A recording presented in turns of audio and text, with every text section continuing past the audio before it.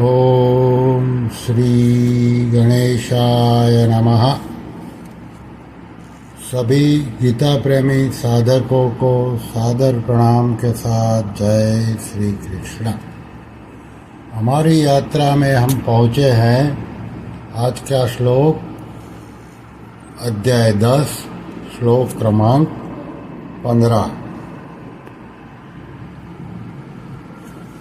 स्वयमेवात्मनात्मानं वेत्थ त्वं पुरुषोत्तम भूतभावनभूतेश देवदेव जगत्पते।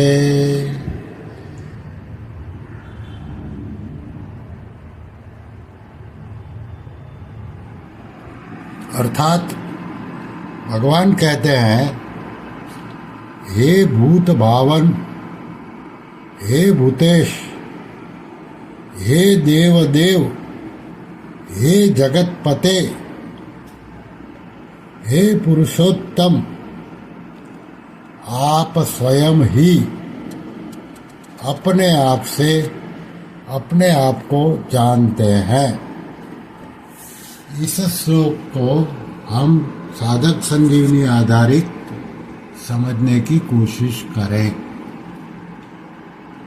भूत भावन भूतेश देवदेव जगतपते पुरुषोत्तमा।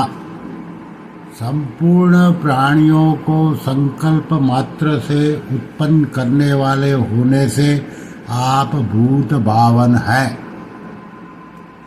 संपूर्ण प्राणियों के और देवताओं के मालिक होने से आप भूतेश और देवदेव हैं। जड़ चेतन स्थावर जंगम मात्र जगत का पालन पोषण करने वाले होने से आप जगतपति हैं और संपूर्ण पुरुषों में उत्तम होने से आप लोक में और वेद में पुरुषोत्तम नाम से कहे गए हैं। गीता के 15वें अध्याय के 18वां श्लोक। इस श्लोक में यानी कि ये 15वें श्लोक में 5 संबोधन आए हैं।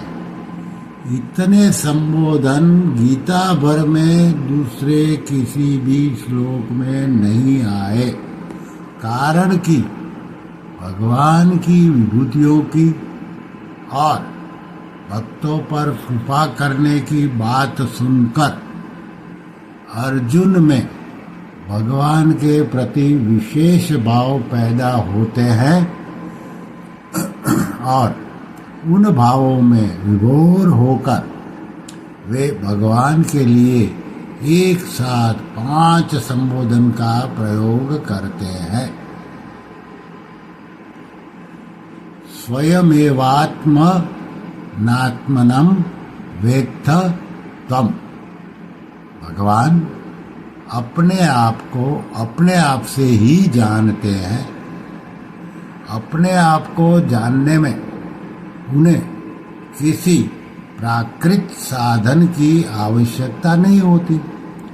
अपने आप को जानने में उनको अपनी कोई वृत्ति पैदा नहीं होती, कोई जिज्ञासा भी नहीं होती।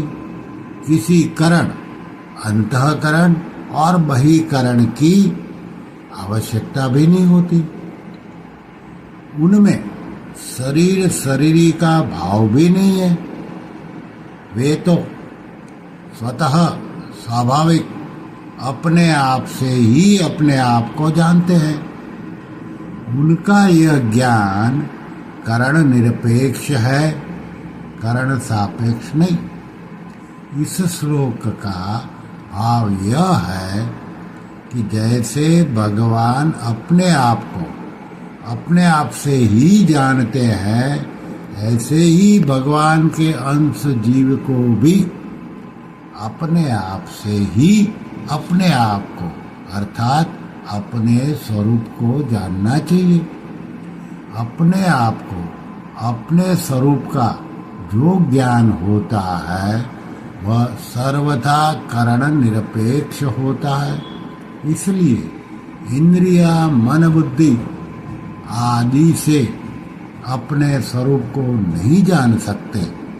भगवान का अंश होने से भगवान की तरह जीव का अपना ज्ञान भी करण निरपेक्ष है। श्री कृष्ण शरणं मम, श्री कृष्ण शरणं मम, श्री कृष्ण शरणं मम।